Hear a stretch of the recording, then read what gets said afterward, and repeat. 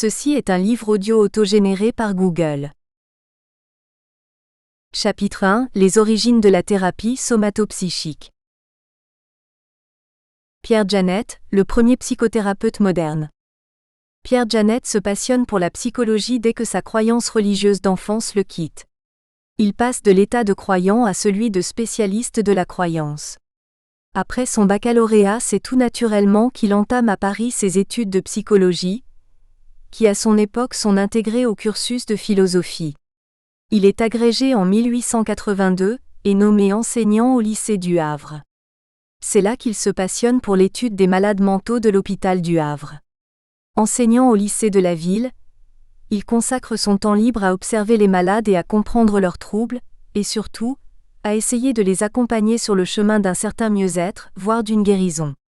Une catégorie de malades l'intéresse particulièrement: les malades qui ont des crises de délire au cours desquelles se manifestent des hallucinations visuelles, auditives, tactiles et simultanément des insensibilités, des surdités ou des cécités remarquables. La plupart de ces patients sont classés dans ce qu'on appelle alors les hystériques. Le terme a totalement changé de signification depuis cette époque. Très intrigué par ces crises, notre psychologue décide de commencer une thèse de doctorat sur ces maladies étranges. Pierre Janet ne le sait pas encore, mais il va bientôt révolutionner la psychopathologie mondiale. Le grand neurologue Charcot, patron de l'hôpital de la Salpêtrière à Paris, s'était lui aussi passionné pour ces pathologies déroutantes. Il venait juste de démontrer ce que les médecins ne voulaient pas croire avant lui. Ces patients habitués des services de neurologie avaient également des troubles psychologiques. Pierre Janet va s'attacher à préciser la nature de ces troubles.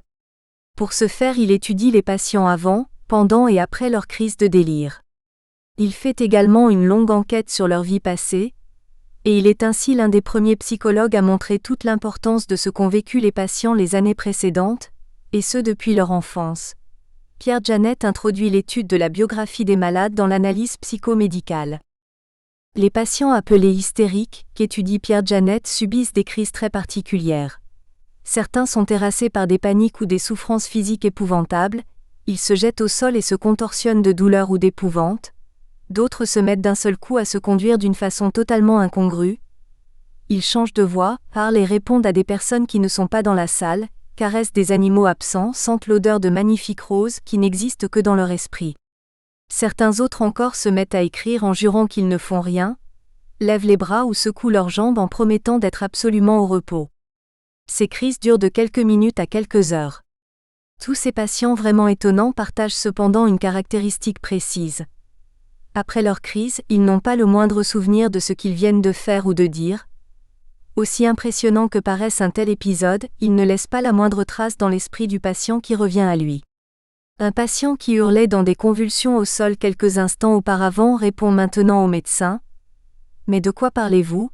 J'étais tranquillement assis à cette table. » Un autre qui avait joué en criant une véritable scène de ménage dont seul manquait le deuxième personnage répond à l'infirmière: « Allons, je n'ai jamais crié et je ne me le permettrai certainement pas dans cette chambre d'hôpital. » Généralement, les patients n'ont pas le moindre souvenir de leur crise, mais il y a aussi quelques patients qui ont une réaction vraiment surprenante. Après la crise, ils se souviennent de ce qui est arrivé, au petit détail près qu'ils sont totalement incapables de se rendre compte que ce sont eux qui ont agi de la sorte. Un patient qui a saisi un couteau et menacé le médecin explique, quand il reprend ses esprits: « Oui docteur, je suis vraiment désolé. Un démon tout rouge avec les yeux noirs a saisi mon bras droit, a forcé à prendre le couteau et vous a menacé en agitant mon bras, bien malgré moi, sans que je puisse résister. » Un autre vous dira: « Oui docteur, c'est bien moi qui ai écrit cette page, mais ma main a été dirigée par mon mari défunt et je ne sais absolument pas ce qu'elle a écrit. Pourriez-vous me montrer cette lettre ?» Au lieu de se moquer de ces malades comme on le faisait trop en son temps, Pierre Janet prend au sérieux leurs témoignages, et en étudiant soigneusement leur biographie, il parvient à cette découverte étonnante. Pendant leur crise, ces patients perdent leur conscience normale et se laissent contrôler par une autre conscience qu'ils possèdent également, tapie au fond d'eux. Cette conscience concurrente de la première est une sorte de personnalité seconde. Une personnalité inclut le caractère, la mémoire et tous les souvenirs. C'est parce que les patients changent de personnalité pendant leur crise qu'ils ne se souviennent de rien en revenant à eux. car en effet la mémoire entre deux personnalités ne communique pas, que les personnalités soient deux individus différents ou deux parties fragmentées du même individu. C'est aussi ce qui explique que même s'ils ont quelques souvenirs de paroles ou de gestes effectués pendant leur crise, ils sont absolument incapables de se rendre compte que ce sont eux-mêmes qui ont parlé et agi. Ils attribuent donc ces gestes et ces paroles à des esprits, des démons, des saints, des morts, des puissances occultes, des amis ou des proches qui les manipulent ou les influencent à distance, etc. Ces délires ne surgissent donc pas de façon si désordonnée qu'on le pensait auparavant. Pierre Janet démontre pour la première fois que ses patients sont atteints d'une dissociation.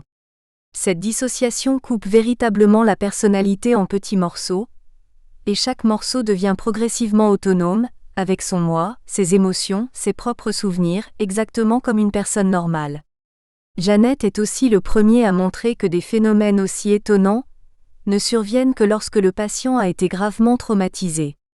Ainsi, chez Janet dès les années 1890, la dissociation est déjà bien un symptôme de ce qui s'appellera plus tard le trouble post-traumatique. Malheureusement, ces travaux vont tomber dans l'oubli. Il faut attendre un siècle pour que la psychiatrie moderne comprenne enfin la géniale découverte de Janet. En 1980, enfin, le trouble dissociatif est ajouté à la classification psychiatrique internationale. Jay Haley donne un deuxième départ à la thérapie moderne. Une fois Pierre Janet oublié, la psychothérapie européenne sombre dans le dogmatisme. La plupart des praticiens rompent tous leurs liens à l'université et à la recherche, et préfèrent s'initier à une doctrine de leur choix au sein de communautés privées, associations ou entreprises. En 2 générations à peine, l'image de la psychothérapie en sort profondément bouleversée. S'infiltre l'idée que la psychothérapie consiste à prendre conscience des influences intimes qui pilotent notre vie à notre insu, que la voie vers la guérison passe nécessairement par une descente dans les profondeurs du moi, et un travail sur les pulsions qui nous agitent sans que nous le sachions. Ces croyances à propos de la thérapie sont récentes et limitées aux pays occidentalisés. Les cultures traditionnelles ne les partagent pas, et nous-mêmes pensions de façon toute différente il y a encore un siècle. Dans bien des cas, ces présupposés sont discutables et peuvent même nuire sensiblement au processus thérapeutique. Dans l'imaginaire contemporain, les problèmes psychologiques sont forcément liés à des difficultés existentielles profondes. Pour les résoudre, il faut entreprendre de mieux se connaître, de se réconcilier avec soi-même, de résoudre des conflits inconscients que nous n'avions pas assez pris en compte. La thérapie est alors considérée comme un voyage. Le patient mène une véritable quête, il cherche sa voie. Le but ultime est de se réaliser, de faire correspondre nos puissances internes, enfin élucidées, avec notre vie réelle. Le mieux-être est à ce prix, nul ne peut s'y soustraire. Assurément, ces objectifs sont beaux et nobles, ils méritent qu'on y réfléchisse. Ambitieux, ils élèvent l'âme et apportent certainement une bonne dose de motivation qui ne peut pas nuire. Toutefois, l'approche somato-psychique s'est totalement séparée de ses anciennes conceptions.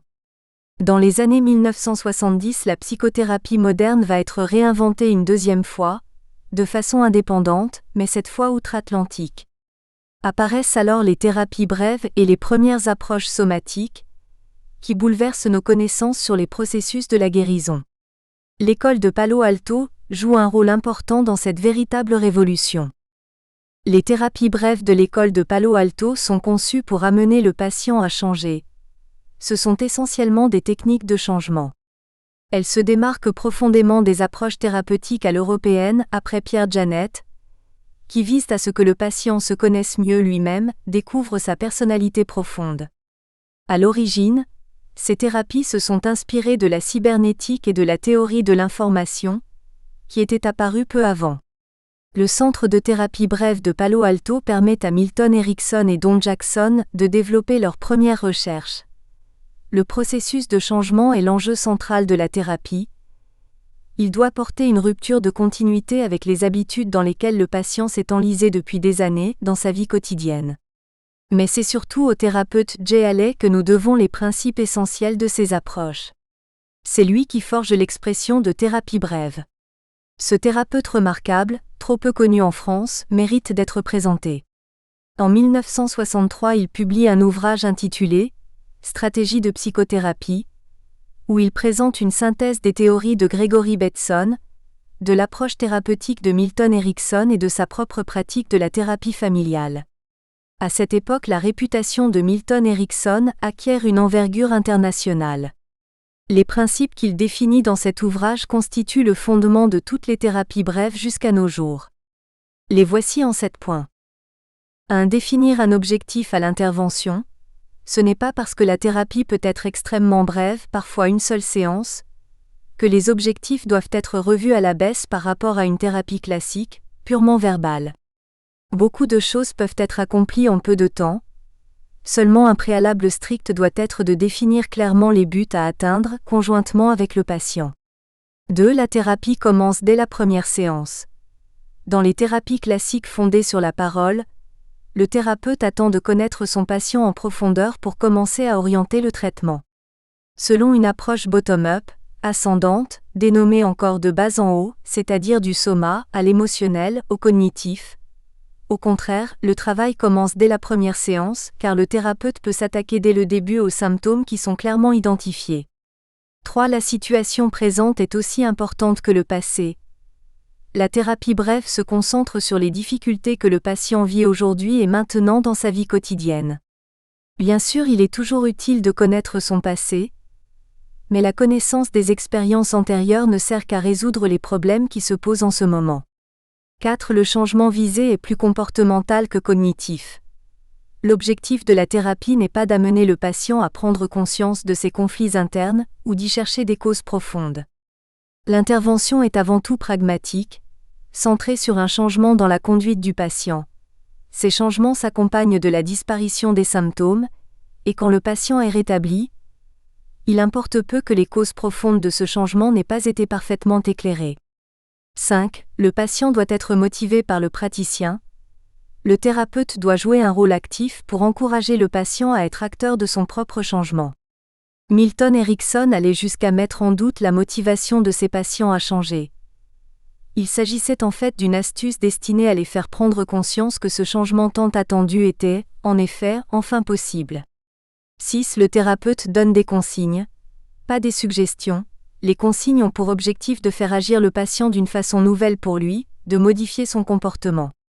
Les injonctions sont simples et faciles à suivre, elles n'imposent aucun choix et le patient reste entièrement libre. 7. Le maniement du paradoxe peut être utile. La technique des injonctions paradoxales est dans bien des cas extrêmement efficace. Milton Erickson avait déjà mis au point ce qu'il appelait des techniques étranges, et allait en propose ici une synthèse. Avec cet ouvrage fondamental, Jay Haley pose véritablement les bases essentielles de la thérapie moderne. Pour l'école de Palo Alto, la thérapie doit abandonner l'idée de modifier un être humain en profondeur, en touchant aux ressorts les plus intimes de son âme. Elle doit perdre l'objectif de résoudre des conflits enfouis depuis des décennies, mettre à jour le vrai moi, et considérer la cure comme une quête quasi mystique. Ces objectifs sont si hauts qu'ils mettent des mois à être approchés, voire des années, quand le patient n'interrompt pas sa cure avant d'être pleinement soulagé.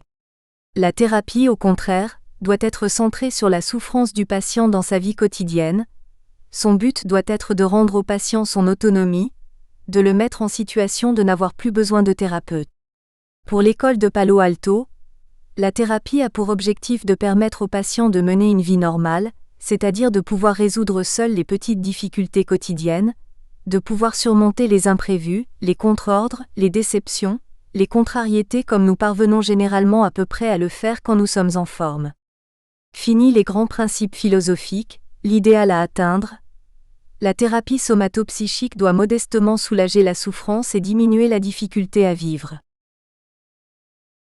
Peter Levine, un pionnier de l'approche somatopsychique. Un troupeau d'impalas broute paisiblement dans une oasis luxuriante. Soudain, le vent tourne et apporte une odeur bien connue. Les impalas se raidissent et s'apprêtent à réagir en une fraction de seconde. À ce moment, un guépard surgit d'un massif d'arbustes. Un jeune impala trébuche et se redresse aussitôt. Mais il est trop tard. Le guépard se lance sur lui, le jeune impala tombe au sol, pétrifié. En fait, l'animal n'est pas mort. Il n'est peut-être même pas blessé. Face à un danger qui dépasse ses capacités d'y faire face, La gazelle est entrée instinctivement dans un état de conscience modifié qui est une réaction d'immobilité, elle s'est figée. Il existe 3 types de réactions dont tous les mammifères disposent pour répondre à un danger qui menace leur vie. La réaction de se figer, la réaction de fuite et la réaction d'attaque.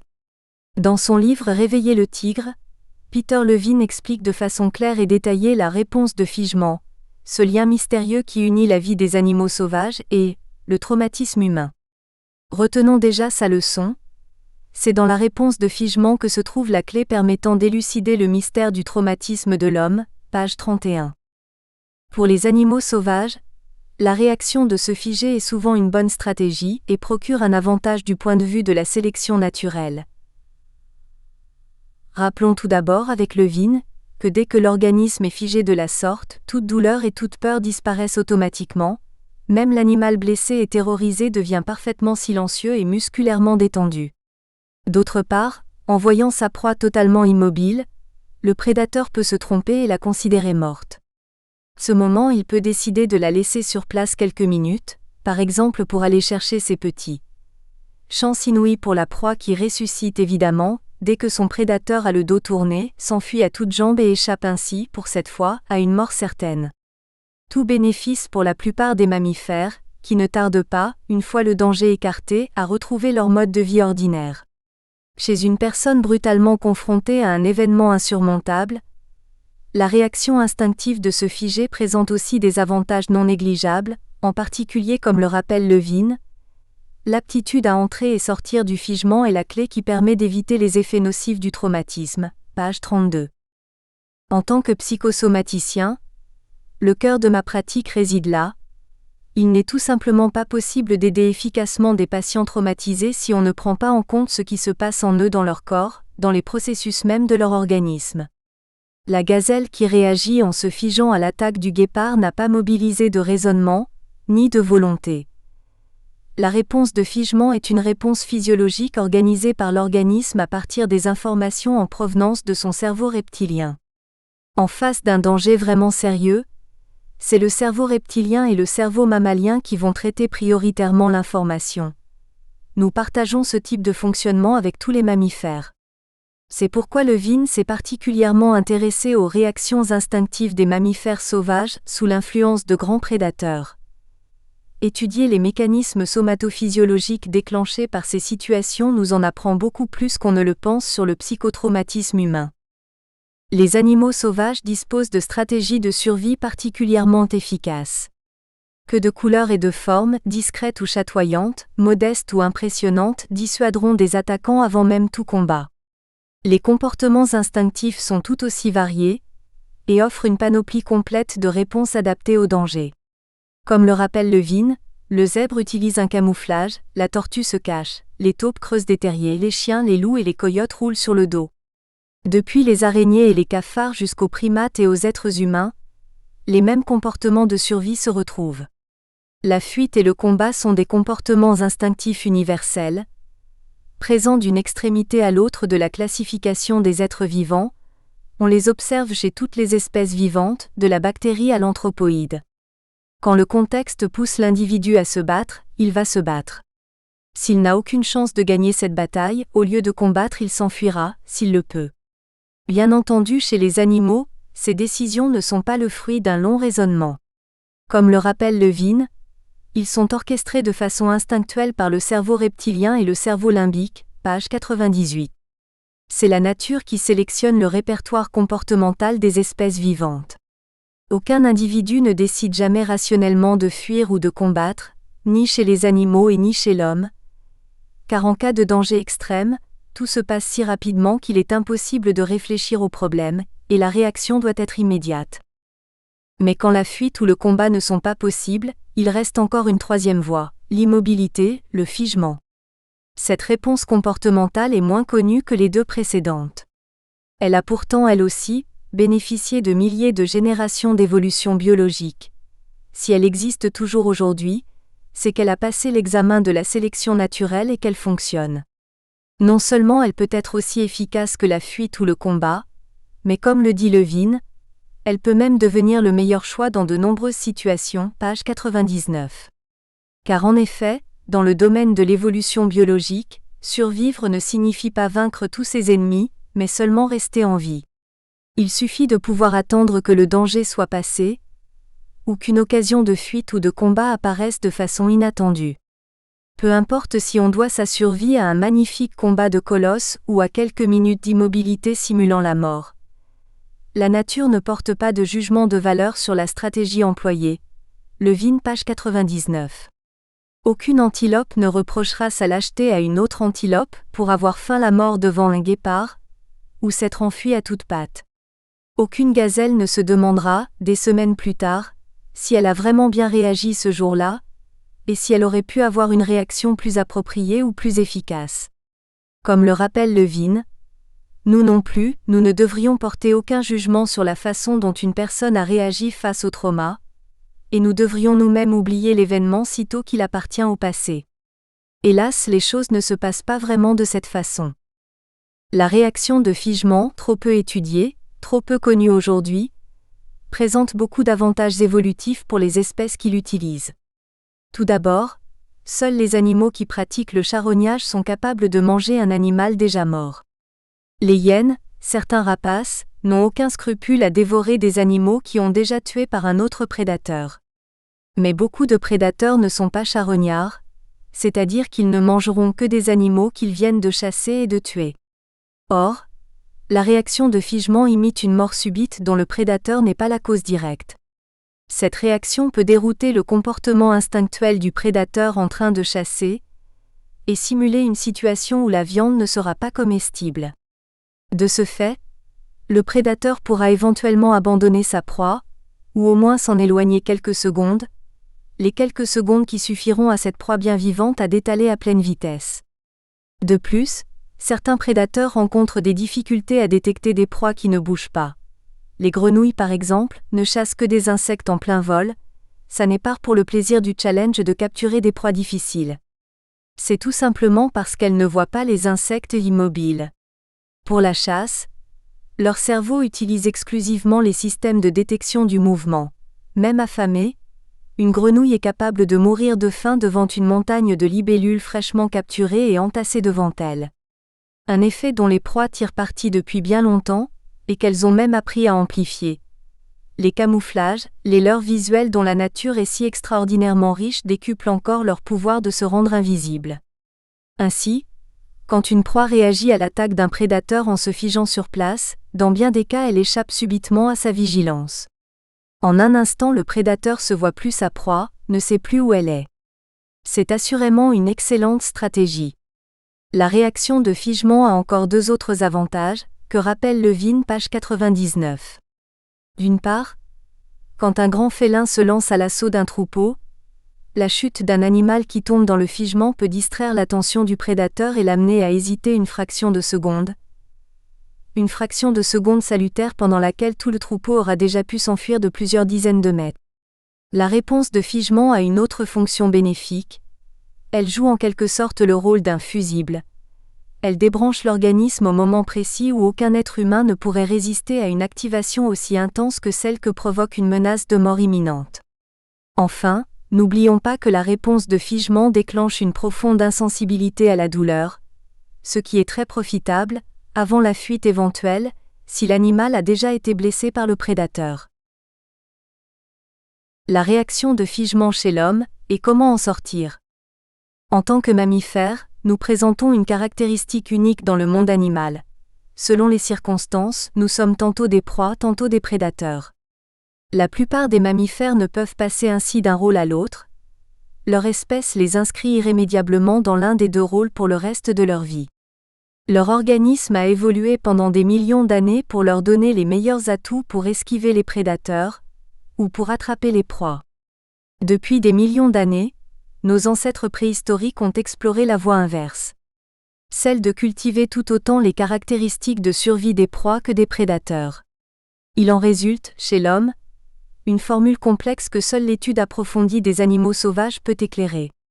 Une situation ambiguë qui rend l'homme particulièrement vulnérable aux effets ravageurs des traumatismes.